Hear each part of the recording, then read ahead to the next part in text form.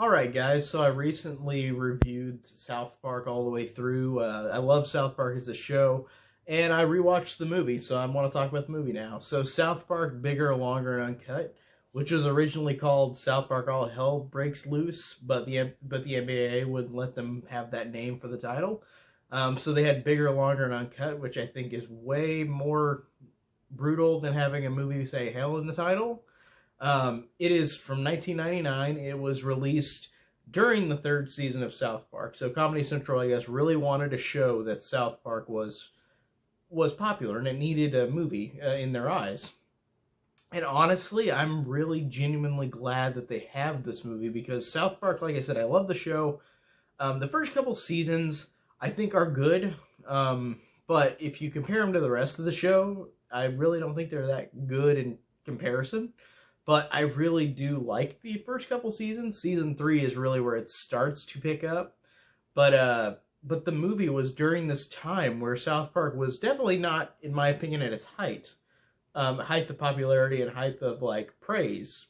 It was just a show that was barely even running, like, after a couple seasons, and then they got a movie, which is really interesting that they went that route really quick. But I guess they were trying to have the mentality of while it's hot, while the show's hot, make a movie. So they went ahead and had everybody doing the show, doing the movie. Like everybody involved in it did the movie.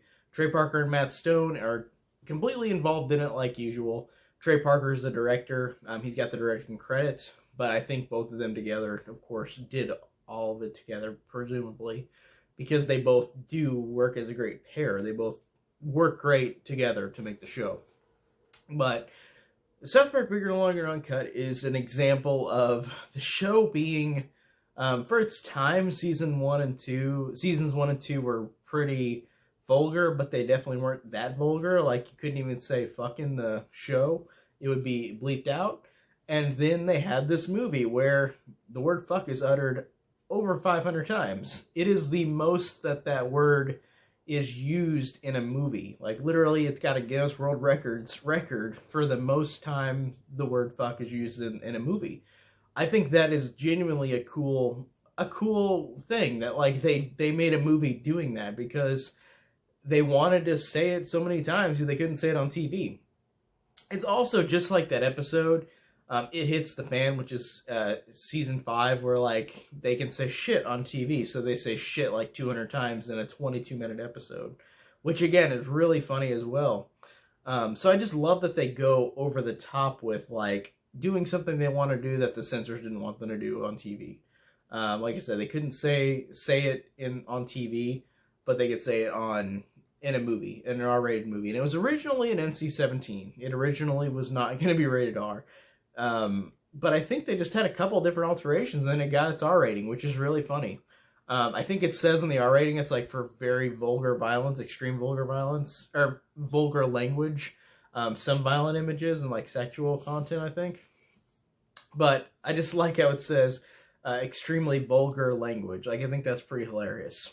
And the cool thing about the South Park movie, and I really, really appreciate this, is that it's a musical, but it's really good. Like, it's genuinely has such catchy music and such great music that I genuinely am surprised that they put so much time and effort into that part of the movie, like making it a musical and actually making it genuinely good, with Matt and Trey's style of humor, preferably saying every cuss word in the world in every song, or almost every song.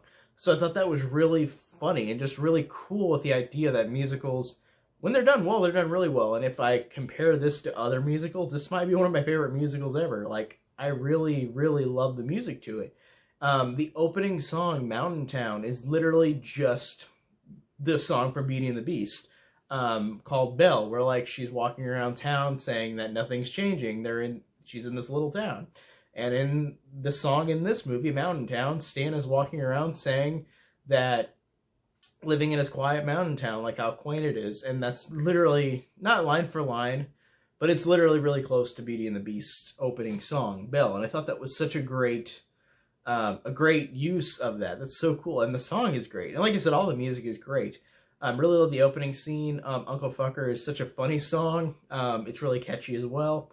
I'm not gonna name all the songs, but I like those two. I really like Up There, which is Satan's song, which is like the Little Mermaid, Part of Your World. It's basically that kind of song. And then Blame Canada is a great song as well. It's really hilarious. And there's a couple others that are kind of just, they're good, but they're not as memorable. I really liked where towards the end of the movie, like they're singing every different song together. And I'm trying, oh, well, the La Resistance is the song where like they're singing choruses from every song already played in the movie. I thought that was really cool. And again, just very, very well done with the music as well. I just really love that. And I love, again, all these characters from the show. Almost all of them are in this movie that they had introduced in the first 2 seasons, in season 3. Literally, you've got the main 4, Cartman, Kenny, Kyle, and Stan. And they all play off of each other so perfectly like the show. And the fact that all of these characters are so similar to the show, and they feel, because all the people all involved did the show. So like it feels like there's literally no difference between this to film, like TV show to film. Like it is seamlessly perfect in that way. Jokes are all great. The fact that Cartman is a prick like usual. The fact that Stan loves Wendy, but then this annoying guy comes in called Gregory. And then the fact that with Kyle, it's funny too. And also Kenny dying in the movie, I think is really funny because Kenny dies so many times. And he's already died a lot whenever this was released. Like he already died 2 seasons worth. And in this one, he dies and goes up to heaven where all these bare-chested women are, which is really funny. But then the fact that he's almost there and then he gets thrown down to hell. And then the music is all demonic and just really funny. Like, you're going to hell, boy, you're going to hell. Like, that kind of music. As opposed to him going up and it's singing, like, little child up, like, in heaven. Like, that kind of stuff makes it really, really funny. So I really like that Kenny dies, but it's really an important plot point that he is the one that tells Cartman that Satan and Saddam Hussein will take over the world if they kill Terrence and Philip. And also, I like the fact that Satan and Saddam Hussein are really funny as well. They're a gay couple in the movie, and they give a lot of laughs. And I like the fact that Saddam Hussein is made fun of in this way. It's surprising how bad they treat this character, like, of this real person, which is a horrible person, but I think it's so funny how cruel they make it in this movie with him and Satan. So I really like that as well. I think that just adds a lot of humor as well. I like, too, that the story is that these kids go to an R-rated movie and then the parents blame Canada, and they don't abide by their own choices of telling the kids, no, don't go to the movies, or telling them why it's wrong to say the F word. They just go and blame everybody else except for themselves. And I think that is a great learning lesson that even adults can see. Like, whenever a kid gets in trouble for something, the parents don't think, oh, I did wrong. It's the kid that did wrong, or it's something that my kid is doing.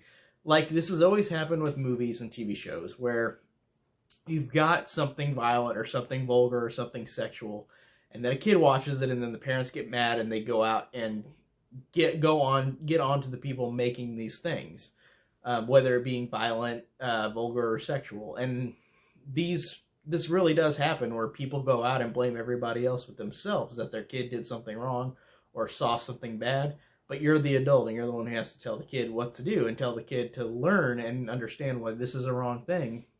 So I really like that it's so simple, but I love how South Park does this with everything, where they don't screw around. They literally go and tell people, like, yeah, you screwed up on this behalf. Like, for example, like I said, if a kid watches an R-rated movie, the parents should blame themselves and talk to the kid, as opposed to going out and stopping the thing that the kid watched. I just really like that they don't screw around with that. They tell you this is how it should be. So I really like that as well. And it's so simple, but it's so well done. I really like a lot of the jokes. Like I said, all the jokes land. I really love them all. I love the fact that Stan finds a clitoris and it is literally like the size of a house, and it talks like Glinda the Good Witch from The Wizard of Oz. I thought that was genuinely funny. I thought that was just a great way to to just be so weird and out there, but even more so that it's the voice like Glinda the Good Witch. That just was so genuinely hilarious. I thought that was great. Really liked just everything about it. And also that joke where the mole, the character that Stan and Kyle and Cartman have to help to get Terrence and Phillip out of Canada, or get away from the people that are going to kill him. The mole dies, and then it has the dramatic music where it zooms in on the mole's face. It's getting more and more dramatic, more and more dramatic. And then Kyle just says, shit. And then that's it. Like, I like how that breaks away from that dramatic thing they do in movies where somebody dies and it's like the music. That's really funny.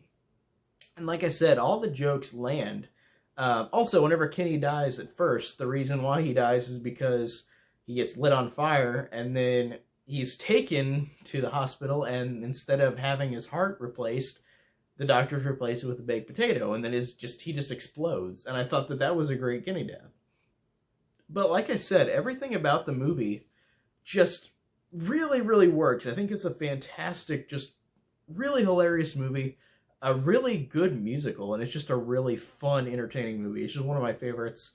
If I had to compare this to the first couple seasons of South Park, I actually prefer this movie, comparatively so, to the first 2 seasons. Season 3 I think I like a lot, but seasons 1 and 2, I'd take this movie over those, but I still like those seasons as well. They're just weaker than the other ones. I just feel like this is where they perfected it. Like, seriously, it's a great movie. It's really one of my favorite movies ever. It's just so genuinely funny. So moving, honestly. It's a little moving as well, and just a really, really great movie. I really enjoy South Park, Bigger, Longer, and Uncut. Definitely one that is just such a big surprise every time I see it, that it's always that good of a movie for a TV adaptation. Like, I'm genuinely always surprised how great of an adaptation it is to a TV show. So I'm rambling on. That's my review on South Park, Bigger, Longer, and Uncut. And thanks, guys. I'll see you next time.